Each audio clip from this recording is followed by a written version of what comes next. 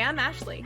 I'm Jen. And I'm Sara. And we are Unabridged, the podcast where teachers take on books. Join us each week for bookish episodes and check out our website, unabridgedpod.com, where you can find lots of new bookish content every week. Find us on Instagram, Facebook, and Twitter at Unabridged Pod and message us there or see our website to get plugged into the Unabridged community. You want opinions about books? We've got them.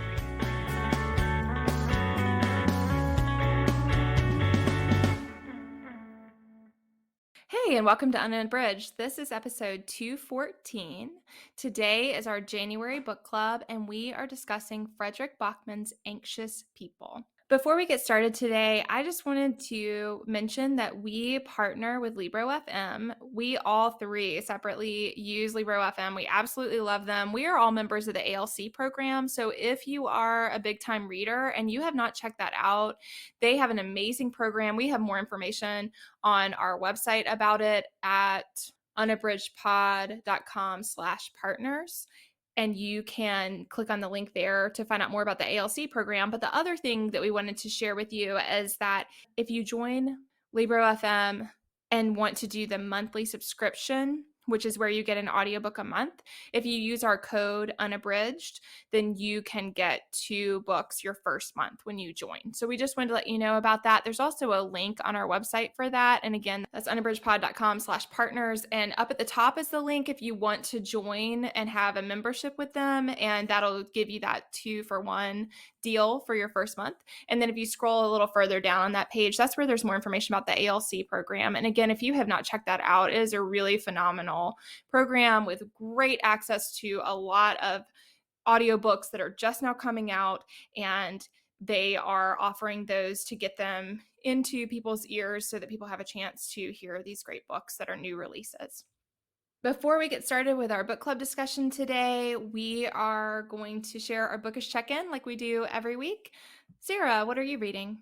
So I am currently reading Matthew McConaughey's Green Lights. This is a celebrity memoir. I'm listening to it on audio because he reads it, and it's well documented how much I like that. And it is really interesting. He kind of weaves stories about his life from the beginning. I think for his first 50 years is what he kind of touts it as, but he weaves stories, but also like these motivational type vignettes within. It's just it's really interesting and it's really good. He's an actor, so the reading is dramatic. He delivers lines and he has a lot of these like bumper sticker. He'll say bumper sticker and then it'll be this like saying that has to do with whatever he is talking about and something that he would put in a bumper sticker or prescriptions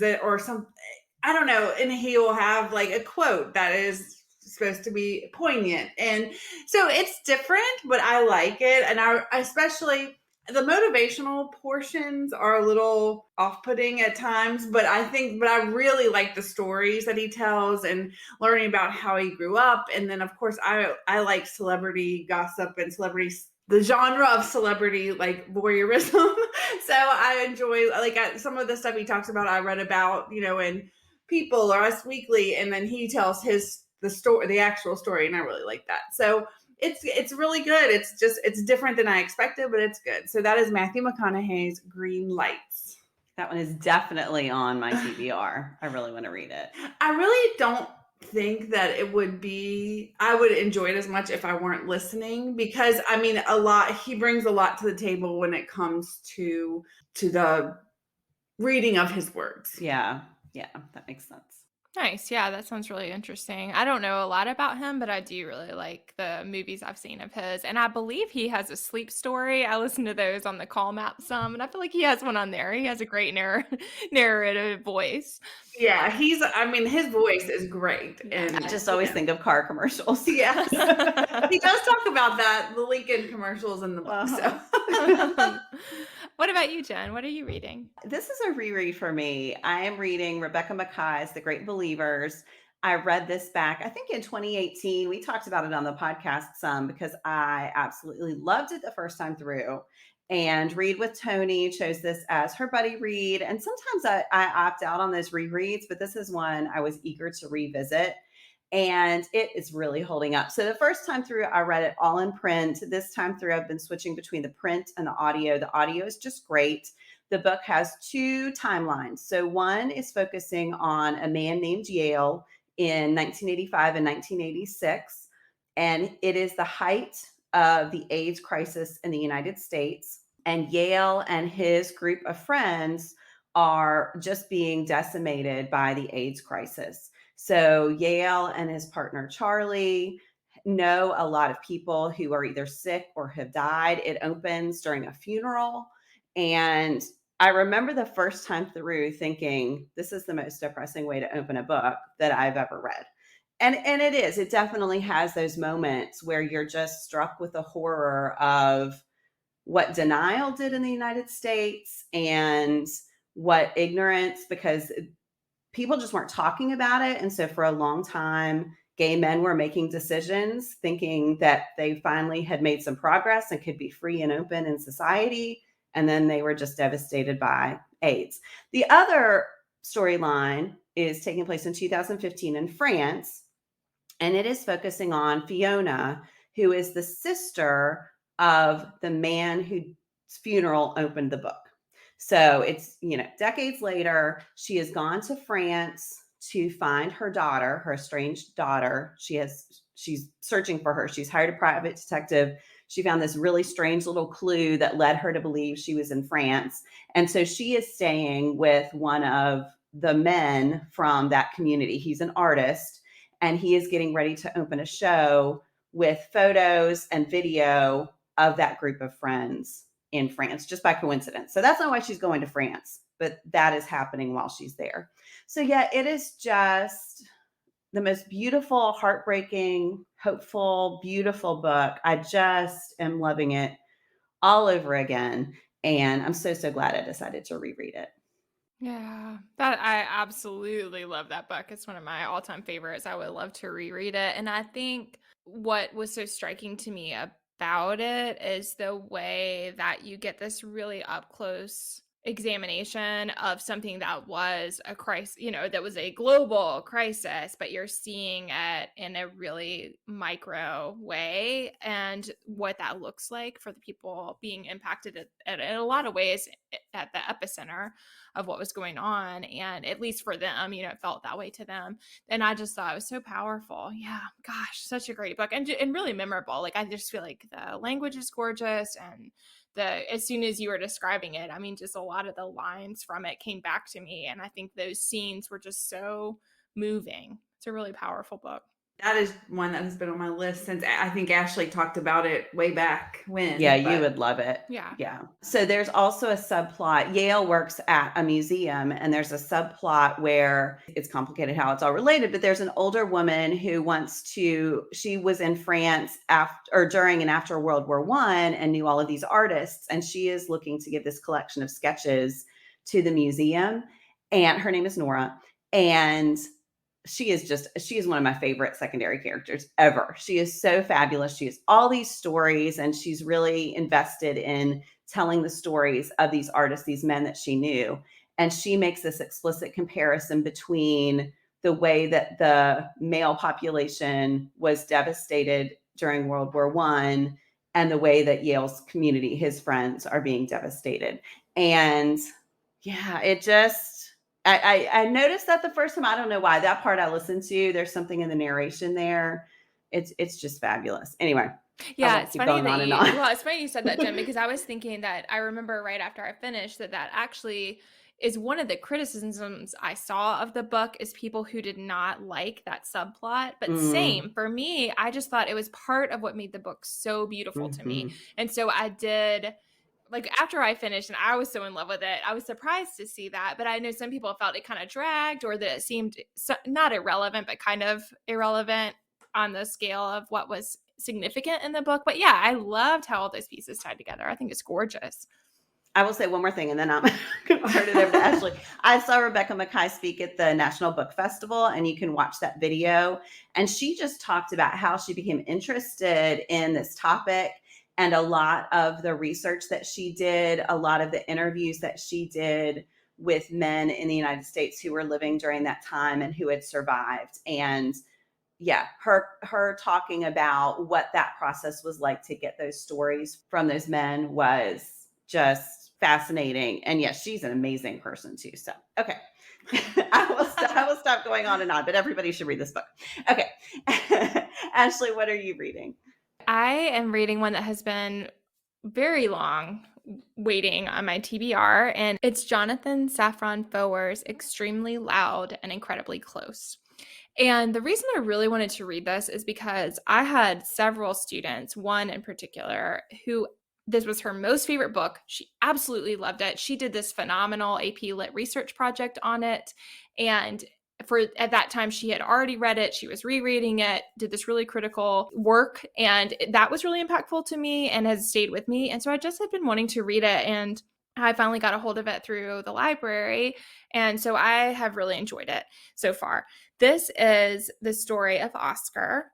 And he is a very precocious, I believe he's 9, so around 9 years old. He's a very precocious 9-year-old, and he is working through the aftermath of the death of his father.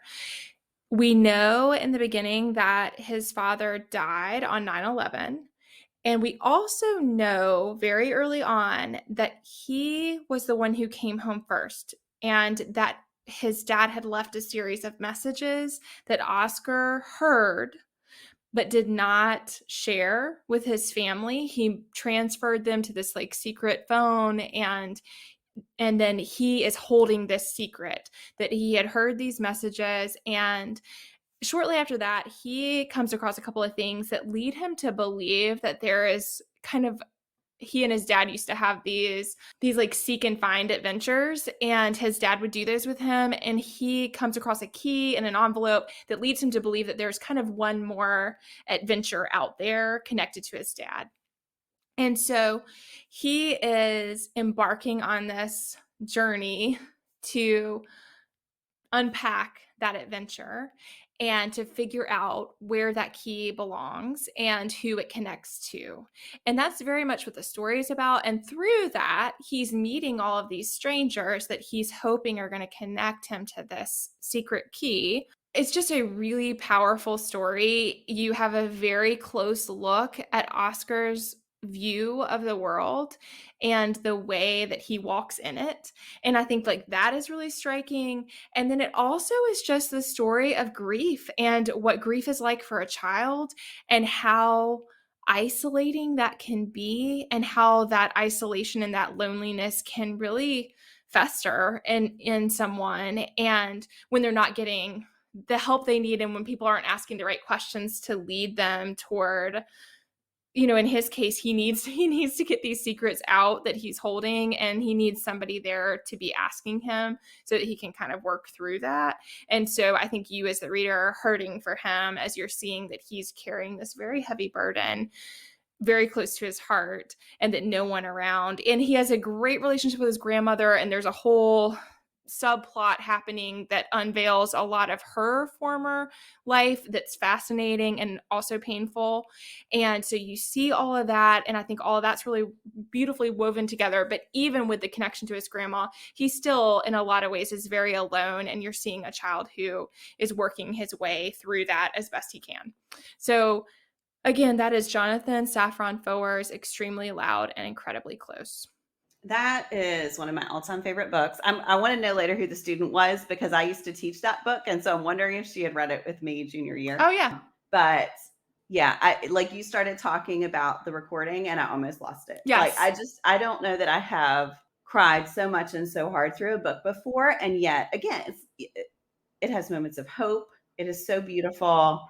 I cannot wait to hear what you think when you finish it. Oh my gosh. It is such a powerful, powerful book. Oh my goodness. Well, it's interesting that you shared The Great Believers, Jen, because actually a lot of the feelings, even though the stories are very different, the feelings I'm having in this book are actually very similar to the ones that I had with The Great Believers, of just, I think you feel as a reader just so close to the characters and the experiences they're having. And so I do think that style is similar, and the way that it has just like been so poignant and really stayed with it stays in my feelings, it's not just like I remember the book. It's like I still feel the same feelings when you start talking about The Great Believer. So yeah, it's interesting. I think those both have that emotional impact.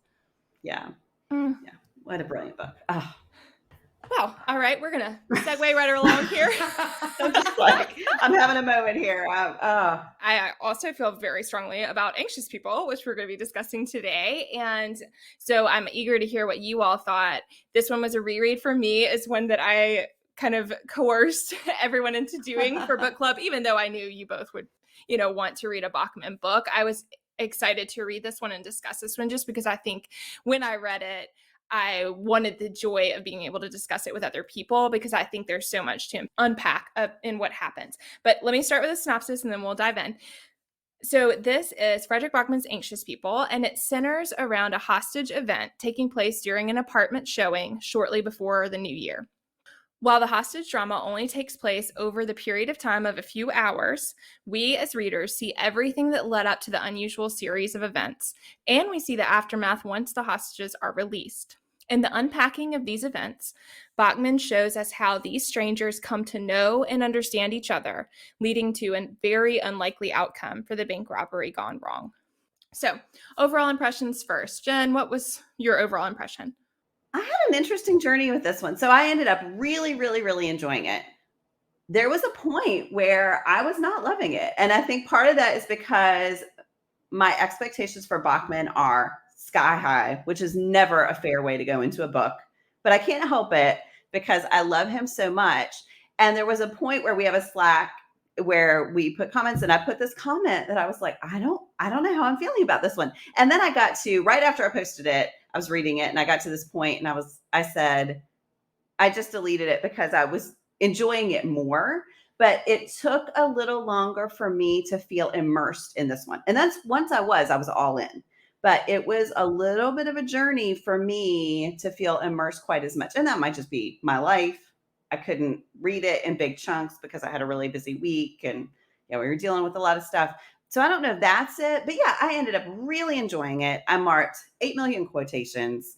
I think the characters are, the way their stories are unfolded and then come together is really fascinating. I think it's got such intricate plotting that I really appreciated, like the design of the book and the way, it all kind of comes together. So yeah, I really, really enjoyed it. It was a little bit of a different Backman reading experience for me than the one I expected. Yeah, it's funny to hear you say that because I had kind of forgotten, but as you were talking, I do remember there are some characters in this who are very unlikable.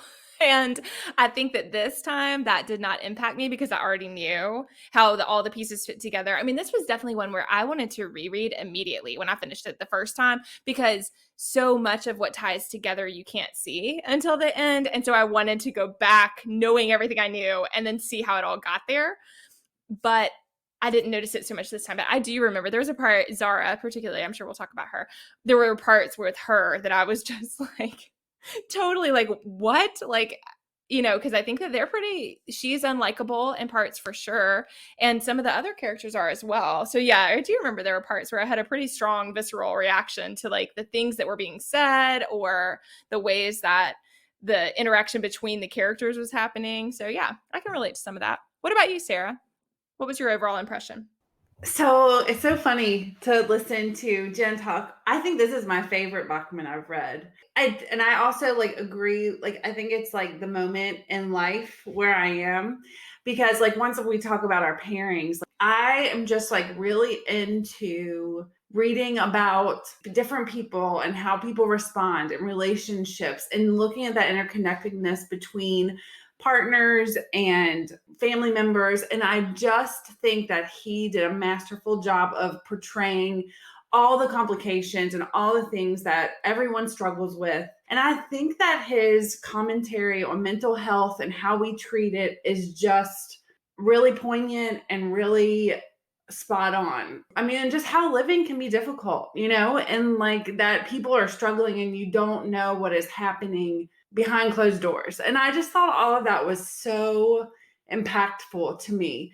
And I really felt connected to a lot of the characters. And I think that even the ones that were unlikable, he was able to bring in these redeeming qualities and make you see, even when they're acting in this horrible way, that there are things that people don't know that are happening with them. So I just loved it. I thought it was funny. I thought it was poignant, and I thought that the characters were so well drawn, and I felt really, there were so many characters, but I felt really connected to each one in different ways. So I also loved the commentary on grief and struggle, and how, like, when you lose someone, it is a struggle and everyone processes it in a different way. And like, sometimes that leads to coming together, and sometimes that comes to growing apart. And I just thought all of that was awesome. So I adored it. I mean, I think I'm a Backman like super fan. I have loved everything I've read of his, but I thought this one in particular was really, like, for number one, like Jen said, I thought it was like incredibly complicated in the crafting of how he plotted each point to be able to come together. And then I just thought it was, like I said, it's hard. I was like near tears at some points, and then I laughed out loud at some point. So I thought it was amazing, and I loved it. And I also listened to it thanks to Libro FM, and the narration is fantastic. So there's that too. Yeah, absolutely. And how about you, Ashley? I think we know a little bit about Absolutely. I adored this one. And I thought, like I said, it's funny because I had forgotten about kind of that first reading journey until you were talking, Jen, that there were parts where I was like off put by the things that were happening. And it, like Sara said, I mean, I think that all of those develop into something. And that's kind of why I had forgotten about that part of the journey, because you come to love each of the characters so much with all of their flaws. You love everything about them, including their iciness or their peculiar behaviors or, whatever thing. And I think that's part of what's done so beautifully. But there are two things that I think absolutely worked. And I'll just go ahead and say these, and then I want to hear what worked for you all. But I think what is striking to me are two things. And one is the way that Backman brings the reader in to this situation and helps the reader empathize with someone who's made a really terrible choice. And I think we see how each of the characters in the book comes to that conclusion with the bank robber, but we do it too. And I love that. Like, that was really striking to me.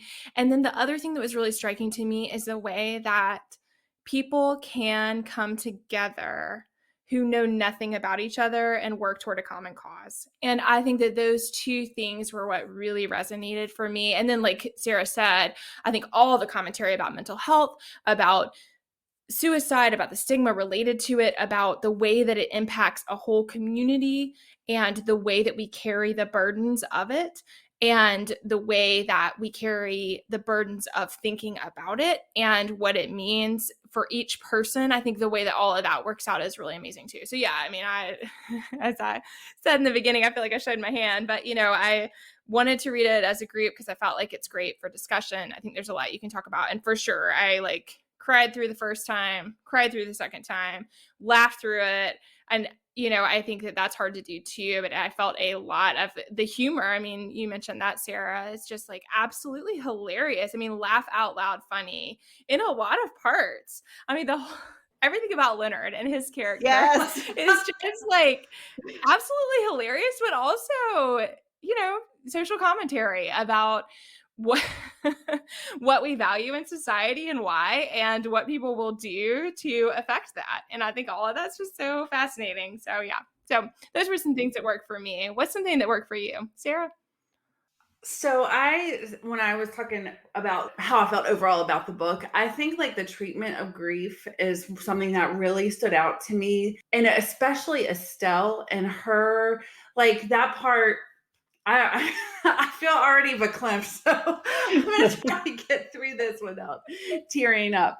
But I mean, the part where when she first comes in and says that her husband Canute is parking the car, and then as we go through, we realize that he has passed away.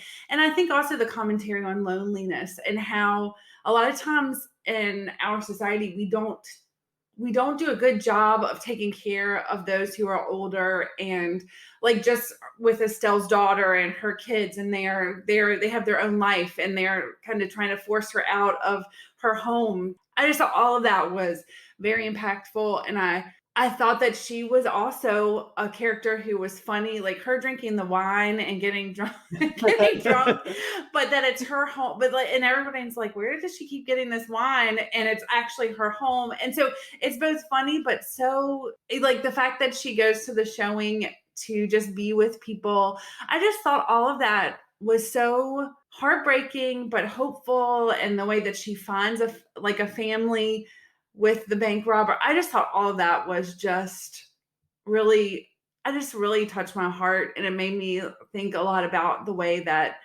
when people lose, especially when you're older and you lose people, or you lose your spouse or your partner, and then other people are living their lives, and it's like we don't take care of those people. And I just thought that was beautiful and sad, but also like a good reminder of how we should take care of each other. So I love that with Jim and Jack too. yeah. I felt that so strongly. And this is going to bleed over into what worked for me. I thought that Bachman does such a great job playing on our expectations for characters. And I think we start the book seeing Jim and Jack one way. And then as the book continues, the tenderness between them, and each of them at one point or another looks kind of like a buffoon, or kind of like they're totally oblivious to something. But then you see the way they are playing with each other's expectations and other people's expectations for them, and the decisions that they make to care for one another in the face of the loss of Jim's wife and Jack's mother. I just thought was beautiful. And I also like that. So here's the moment that won me over. Some of the early coincidences, I will say, I found a little grating. Like some of the reveals of, oh, this was this person who was on the bridge, or this way. Yeah. I just thought, oh, I've read so many books that do this. I've seen so many movies that do this. And it felt almost like show-offy, and I was a little impatient. But when it was revealed that the bank robber was a woman, I turned back through the book because I wanted to see how I read it in print. I wanted to see how he did it. And I like to think of myself as a feminist. And yet the whole way through, I assumed that it was a man. And I thought the way that shook my understanding of everything that had happened till then, it shouldn't have worked on me, but it totally did. I just rethought everything from that moment. Well, and along with that, the fact that her spouse had an affair, and the thought, and like I was like, clearly that's going to be a man, that the boss. I mean, and like I like to think of myself as a feminist too, but the whole time, her boss, I pictured as a man. Yep. Which also led me into thinking that the bank robber had. I mean, like, yeah, it was like. It's record so scratch moment. I mean, I really stopped for like 5 or 10 minutes. I went back through the book. I deleted my comment on Slack, and then I read the rest of the book that night. I could not stop because, after that was what won me over. And it shouldn't have, but it totally worked for me. Yeah. Yeah, I didn't expect that either. And so that was part of why I wanted to read it again, because I felt like I was so taken aback. And I think it does. It just makes you realize all the assumptions that you bring to the table. And he is very clever to never state the gender except what the police officers assume. So there is a pronoun. I mean, rereading was helpful in that regard. There is a pronoun being used, and the pronoun is he. So I do think like that's happening, but we're just interacting with they're making an assumption, but we're making it too. And so I think that like that was all really fascinating. And then I just love, I mean, again, there were so many passages that I could have chosen, and it's so hard to narrow it down. But one of the ones that really struck me was the way that, again, the narrator who's watching all of this unfold. I mean, there's a heavy-handed narrator in this. And I think we don't see that in books in the 2000s that often. And so like seeing this narrator who has bias and has opinions and has things to say, I think all of that's really fascinating. But in that moment where there's that series of statements about how you wouldn't rob a bank, you wouldn't lie to someone, you wouldn't do that because you're a good person. And then it's the breaking down of those assumptions that we make about ourselves as good people and helping us to see that it's just our good fortune or our luck or, you know, the way that the cards are dealt, that we're not the one making this terrible decision. And I think like I said in the beginning, was something that really worked for me. It was just like that we carry all these judgments toward other people, which have to do with how we kind of continue to function in the world, is by saying, I wouldn't do that.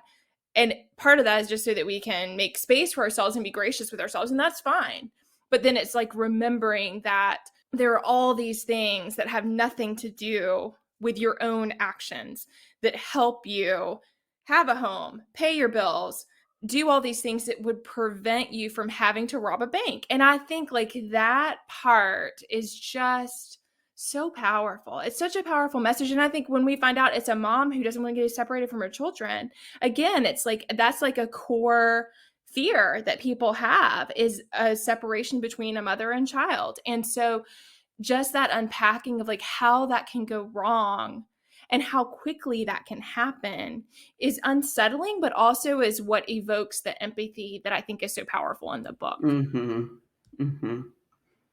Empathy is a great word right there. Yeah. That it is just the way he builds that. Yeah, it does it for us, but again, we see it happen for the characters. And I think like that's really amazing too. And exactly what you said with Estelle, Sara, and the ways that they come to love her and care for her. And I think like all of that is just, again, because of empathy and that ability to see her and to see her as a complex person and not in this like simple way. And then that leads to this really great relationship. Yeah.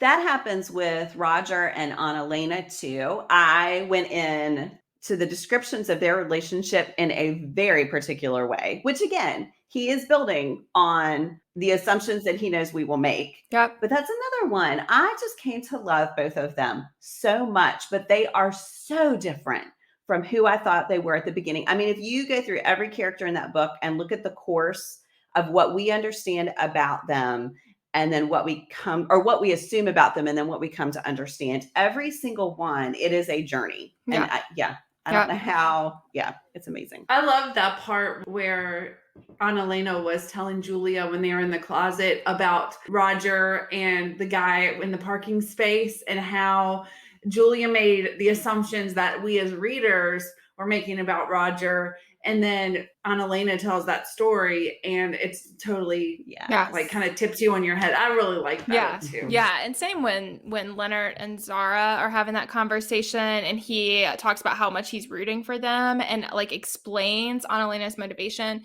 for hiring him all those times and what that meant. I mean, same. I just feel like I just loved that. I feel like this is a book that's really humbling to the reader. And also that just reminds us that people, I mean, going back to what you said in the beginning, Sara, that people are complicated and we never know what anyone is carrying with them, but we're all carrying things. And that like willingness to understand that and to see that helps us be more understanding of other people in this really beautiful way. I mean, I just really, I loved it. And I want to say one more thing. It has nothing to do with it. It has to do with the humor. I love the way they use Stockholm and Stockholmers and how it had all of these different meanings, and it was an adjective. Yeah. It was so funny. I really like that so much. House tricks. That one got me. House tricks. That real estate agent. Oh my God. In the narration, the woman, I should say, that does the narration, she has different voices for all the characters. And the house tricks lady, oh my goodness. It's just great. She does a great job. Well, we wanted to each share a quote, and I know all of us probably had trouble narrowing it down, but we are going to pick one each to share with you. Jen, what is yours? Yeah, I had to reduce the size on our document here because I had so many that I wanted to have just to choose from. So I think I'm going to go with one. This is Jack's mom is saying this to Jack. And she says, we can't change the world. And a lot of the time we can't even change people, no more than one bit at a time. So we do what we can to help whenever we get the chance, sweetheart. We save those we can. We do our best. Then we try to find a way to convince ourselves that that will just have to be enough so we can live with our failures without drowning. And I just thought that encompasses so much of what I loved about the book for me, that Backman, the narrator, whomever, is not saying we can save everything. It's not about grand gestures. A lot of it is just about making one kind choice for someone else, and that can make a difference. It's not going to make all the difference, but it can make a difference. And just, I think that's a beautiful sentiment. Yeah. Yeah, I love that one too. And I loved the idea, like that something else that came up related to them a lot was about the, even if the world's going to end tomorrow, I'm paraphrasing because I don't have the quote in front of me, but even if the world's going to end tomorrow, I'm going to plant my apple seed today. And yes, that is something that Jack and Jim are holding on to from their, from his mom/wife, and something that she really instilled in them. And I just thought that was really beautiful too. I mean, this idea that things may be terrible and there may be something really horrible coming tomorrow, but we still have to do our best today. And we still have to we just have to do our best, and we have to keep doing that even in the face of what could be really awful circumstances. And I think that's really powerful too. What about you, Sarah? What's your pick? Oh my goodness. I had so much, I had so many things marked, and I listened. So I was screenshotting, and then I would find it in my book. But I think what I'm going to go with is Annalena. She said, you love each other until you can't live without each other. And even if you stop loving each other for a little while, you can't live without each other. And I really appreciated the representation of Annalena and Roger's relationship in the book, because I think a lot of times we get parents of young kids or we get real older people, but these are two people who their children are grown, but they're not what you would say elderly. They're just trying to navigate not having kids, and both of their children have decided not to have grandchildren or have babies themselves.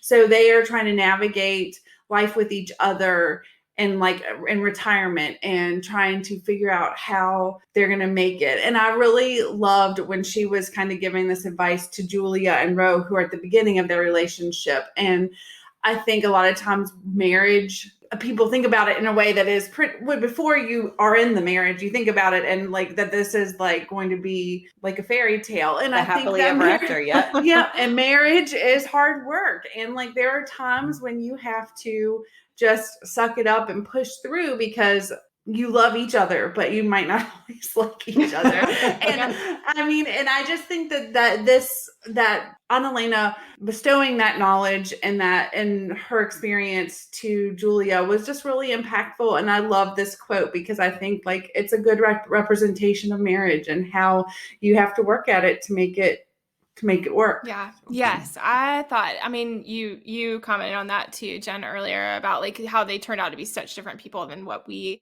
kind of judge them to be. And I think we see that in the quote, and we see that, I think part of what I really love is that you see that it's hard work, like you said, Sarah, but then that they really love each other and that they care so deeply about making each other happy. And I think that's what's really beautiful, is that juxtaposition of seeing how difficult it is, and how both of them, in those interviews early on where they're talking and they're unpacking their problems to Yes. Jack and Jim, and the poor police officers are wanting to beat their heads against the wall. But I think we see that, which again is that surface level idea of thinking something about someone, and then we come to see that really everything that both of them are doing is so much about bringing happiness and fulfillment to the other person, even if it's misguided. And I just thought, I love that. I almost picked for my quote the thing about the climbing trees. Again, I'm paraphrasing because I don't have the quote in front of me. But where it talks about how when you have children, you're just up and down and up and down and up and down the trees. And every day is just this jungle of trees. I feel like y'all probably related to that. I have young children, and I just totally relate to that suddenly you can't keep up with the time. And all you're doing every day is this really difficult task of carrying on, and how you just hope that at the end of that, everything's going to be good. But then how hard it is for that to be the case when years and years and years have passed of you all not climbing together, but both climbing up and down this journey. You know, I mean, it was just like really like Sisyphus. I mean, I think it's that idea of that you're just doing the very best you can, and then every day the rock rolls down and you do it again. And I mean, I love my kids, but it does feel like that. And I just thought that was so resonant, and I appreciated seeing that in a book, because I think that often either the relationship is unhappy and things are falling apart, or the relationship is kind of in a happily ever, you were moving toward a happily ever after situation. But I thought this was just a really authentic, that it is all the things. It is happy. It is unhappy. It is up and down. And that's all part of it. And it's hard work. Yeah. And I think too, like this was another example of me making like you said, assumptions, and also like gender-based assumptions based on Annalena and Roger. And like, I thought Roger, you know, I mean, like finding out that Annalena was this high-powered executive and that Roger chose to stay home with the kids and all that. And then like, once they left, he couldn't find his purpose and all that. I mean, I totally like, based on gender roles, like place them in each of them in a category. And then then that makes you self-examine. And why am I doing that? You know, well, and even his ambition and stuff, I think lines up with those assumptions that you make, because you think that why he cares so much about having to, you know, about nobody cares when I retired, or he wanted to move up, that all of that was based on this idea that he was completely motivated by his professional ambition, whereas really, you know, we come to find out that it was very different from that. So so fascinating. Yes. Ashley, which quote do you want to share? So I had a bunch, but I am gonna go with this one, and this is not my favorite as far as, I think there are others that are more lyrical, that struck me more as being like a truth about life. But this is something I wanted to share because I like the way it showed the characters. And this is about Roger and Julia, who are a very unlikely pair amid the group. And they find themselves together. And so this is that section. And it says, Roger was standing beside the fireplace, unsure of how to make himself useful, and said to Julia, "Do you know how to do that?" Julia glared at him and was about to tell him that her mom had taught her how to make a fire in such a way that Roger couldn't be sure that didn't mean Julia and her mom had set fire to her father. But it had been a long day. They had all heard one another's stories, and that made it harder to dislike one another. So Julia said something incredibly generous instead. "No, can you show me how to do it?" Roger nodded slowly, crouched down, and started to talk to the wood. "We can, I'm assuming, we can do it together," he mumbled. She swallowed and nodded. "I'd like that." "Thanks," he said quietly. And I think I just absolutely love that, because it shows how it takes a little work to dig inside ourselves to be kind, but how those tiny little gestures can mean so much. And I just think, like, I mean, my kids have been in a foreign country and they don't speak the language very well. And I think other children will never know what it feels like to them when somebody reaches out to hold their hand or to pat them on the back or to walk into the building with them. And I see how it impacts them. And I just hope that that like carries with them for their lives, and that they remember to be that person and to reach out to someone. And I just think we see that here. We see both Julia and Roger going above their kind of basis level selves, and instead making space for the other one to feel important and to feel needed. Yes. And I think all that ties into that idea that we hear with Nadia and Sara that keeps coming up also about that, like, at the end of the day, everybody does want to be a good person. We do want to be needed. We want to be useful. We want to have a purpose. And so I just love how, while we see that each person in this is such an individual and they're so unique in the way that they walk in the world, they also have these really important things in common. And like when we remember those, that we're like such better people. So yeah. That line within that quotation, they had all heard one another's stories and that made it harder to dislike one another, I think is so powerful, because of course that's true. How often is it that we hear about something someone has done and that's all we know about them? And we judge their whole existence, their whole humanity on the basis of that one thing. And then when you hear everything that led up to that, whether it explains it or whether it just shows that that is not the only thing we should know about that person, it is so powerful. Yeah. So we are going to share our pairings. We got to move things along here. We can talk about this all day. But we also know that you all are listening, which we appreciate. So we're going to keep going. We wanted to share our pairings for this one. And I've lost track, which I always do when I'm the one hosting. Jen, what's your pairing? So I had to ponder this for a while. I eventually settled on Muriel Barbery's The Elegance of the Hedgehog. And the connection I see here is that I really loved about anxious people that sense of empathy and of graciousness and of forgiveness that we have for people who make mistakes or who aren't always pleasant, or we only see one side of them. And so again, we make these assumptions. And I felt so many of those things were true in this book. So The Elegance of the Hedgehog has two main characters. One is Renee. She's a concierge in an apartment building in France. And at first you think that she is this not very smart, really cranky, just really unpleasant person in the building who just doesn't like anybody and goes out of her way to be sort of abrasive to everyone in the apartment building. The other one is Paloma, and she is a 12-year-old girl. I talked about this on the Bookish Check-In a while back, and this moment is really shocking, but she's a 12-year-old girl who kind of hates her family and doesn't feel like she fits in anywhere. And she has decided that when she turns 13, she is going to commit suicide and she is going to blow up or burn down the apartment building. And again, I think you start the book with these assumptions about these characters and their place in the world.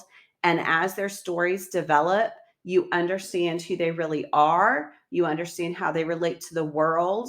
And they come to know each other. And you see this building sense of connection and what that can mean for characters. There are a lot of other secondary characters in the book who sort of flesh out this idea. So, and it's not quite the same ensemble feeling that Anxious People has. There aren't as many characters who are the focus of the narrative, but you do get that sense that there are so many people who have hidden depths, who others judge because of one thing about their personality or their character or their appearance, and that all of them have depths that we eventually get to see. So there are so many, the plot is not really the same, but there are so many feelings that I felt when reading that book that I felt when reading Anxious People. So for me, that's the real connection there. So again, that is Muriel Barbery's The Elegance of the Hedgehog. Yeah, I remember you talking about it, Jen. It sounded really interesting. And then I have seen some really great reviews about it that have made me want to read that one. Yeah. I think you both would really love it. It's amazing. What about you, Sara? What's your pairing? So my pairing is the Cynthia D.A. Prick Sweeney's Good Company. I read this, and I think I talked about it in a Bookish Check-In. I read this for my In Real Life book club, and I loved it. And like Jen was saying, I think that the reason I paired it with Anxious People is I had a lot of the same feelings when I was reading this book and really felt impacted by the characters and their choices, just like I did in Anxious People. This one centers on 4 people. It's 2 couples, Julian and Flora, and Margot and David. And Margot, Julian, and Flora are actors who have been a part of this theater company called Good Company. And then David, Margot's husband, is a doctor who suffered a stroke and is having to deal with not being able to be a surgeon anymore and all of these things. And it's basically the premise of the book is that Flora is looking for something and she is digging around in a filing cabinet and she finds this envelope and she opens the envelope and it's her husband's wedding ring that they exchanged when they got married, that he said he had lost years ago. So that we find that out in the beginning. And then the story is the unfurling of what came to pass to have this envelope with the wedding ring in it. And it's just about relationships, what we hold from each other and what we give to each other, and how we can come back from a betrayal, and how marriages work, and how you have to when do you leave a marriage? When do you stay in a marriage? When do you leave a friendship? When do you stay in a friendship? It's just all of these things. And each of them are really working through their own things and not always sharing with each other. So there's just a lot there with relationships. I think Anxious People, I think it could be a polarizing book because like when I posted on my Instagram, people were either like, I loved it or I struggled to get through it. And I think Good Company is that way too. I think that going into it, it is more about the relationships and less about getting to the conclusion. It's more about the journey than the destination. So, and I feel like Anxious People is a little bit like that. I do think that Anxious People has a lot more of a forward propulsion to get to the end, and it wraps up more cleanly. But I do think that they are similar in that they really focus on relationships and the way that we interact with each other. And they both have a pretty impactful message, in my opinion. So that is my pairing. It is Cynthia D'Aprix Sweeney's Good Company. Yeah, I'm really intrigued by that one, Sarah. I can't wait to read it. Ashley, what is your pairing? So I went a little bit of a different route, I think, but I chose Taylor Jenkins Reid's Malibu Rising. And I shared this one on a Bookage Check-In, but the reason I wanted to use it for a pairing is because, like Anxious People, it has a central event that is pretty tightly woven and happens over a short period of time. But a lot of the book is the unpacking of everything for the characters that leads up to this relatively compact event. And so that was the main reason that I chose it, because I think I appreciated the way that they unfurled and felt like that part was really similar, the framing component of it. But the other thing that you really see in this focuses on 4 siblings. They are all in early adulthood. The youngest of the 4 is still college age, but they're all kind of in their 20s, and they are navigating their relationships with each other. And so it's a lot about the responsibilities we have, responsibilities for ourselves, responsibilities for the people we love, how those can weigh us down, and also how important the people are to us and how far we'll go to take care of them. And so I think that we see that in Anxious People, and we see that in Malibu Rising, and the way that because they love each other, these siblings will go so far for each other, and yet they all are carrying these secrets and they have these burdens and all these layers under the surface. And even though they know each other so well, there's so many things they don't know about each other. And I think we see that in this too with Jack and Jim. I think we see it with Annalena and Roger. I think we see it with Julia and Ro. And so I think when we get to see their relationships in the book, I think that those parts are similar in the way that we realize that these are complex people and that each individual has all of these parts of themselves, and that affects the way that they interact with the people they love. So I really absolutely loved Malibu Rising. We are all big Taylor Jenkins Reid's fans here. So if you've been listening, I know you've heard us talk about her books before, but I loved this one and just found that it was really powerful. And yeah, I think that's such a great pairing. Yeah, so good. I was going to say about the narrator, but then I realized it's not the same narrator, but that one on audio is Julia Whalen, she's a great narrator, and Anxious People is Maren Ireland, who is also a great, both of them, I'm a big fan of their narration. So anyway, yeah, I think that it's a great fit. It's quite a different book, and the things that I talked about that I absolutely loved in this one are quite different than the things I loved in Malibu Rising, but both of them have that strong focus on relationships and on what makes them work and why they're complicated. And, like I said, the framing part I think is really significant as far as just the way the plot unfurls. So, well, we wanted to end with bookish hearts before Give Me One. Jen, how many bookish hearts? So for me, because of all the things I said at the beginning, this one gets 4.5. Awesome. And what about you, Sarah? 5 bookish hearts. If I could give it 10. What about you, Ashley? Same. I give it all the hearts. I absolutely love it. I loved it the first time. I love it again.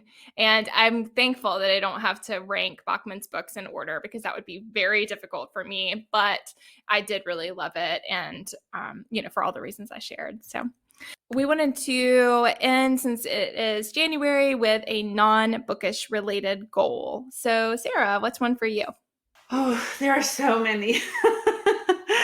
I start every year with just like a list of goals, and sometimes I'm successful and sometimes I'm not. But my goal for this year is to systematically clean out my home. I started in 2021 and did a few things, and then life, and so I'm hoping to continue doing that. And I'm trying not to put a lot of pressure on myself to do it in a certain amount of time, but I would like by maybe summer to have everything cleaned out and more breathable in my home.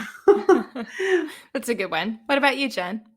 Mine is similar. Mine is really focused on closets in my house. Since last summer, there are some closets that's just like you open the door and things fall out, which is never a good place to be. And so it's again one of those things I keep thinking on the weekends I should work on them, but then there are other things to do on the weekends. So yeah, I just want to take maybe a closet a weekend, and they're not even the closed closets, although that could certainly be done too. It's just like the little hall closets where that's kind of the catch-all, and it's caught too much. So yeah, that would be mine.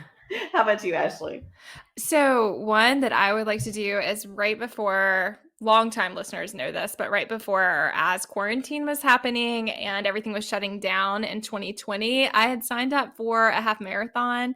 It's been a long time since I've run races, but I did half marathon and marathon in the past. And then when we moved to Virginia, I really got away from it for a lot of reasons. I mean, I think the amount of time involved in training has just not been practical for me with young kids. And I'm okay with that. But I just was at a point where I wanted to be able to prioritize that for myself again. I'm very goal driven when it comes to things like running. So I don't care about running in a certain time or anything, but I do need a pretty difficult task in front of me to keep my momentum going. So I know that works for me. So I had signed up for one, and Jen and Sara were there with me when I was like, yes, I'm finally doing it. I'm getting it going. And that suddenly became not important at all. And that's fine. But that race, of course, didn't happen in 2021, but will happen in spring of 2022. And since I had already signed up, I can just do it. So I really, so that's nice. And I just really want to do it. And so that's in May, and I'm just hoping to get on track for that. And I feel like that's doable at this point. There were a lot of times during quarantine that it just didn't feel that way. But I think that it is doable for me, but it is enough of a motivator to where I will have to set some goals and work toward it. And that's what I wanted. That was what I wanted in the beginning. So back around to that one, and I'm hoping for the best. Yeah, good luck.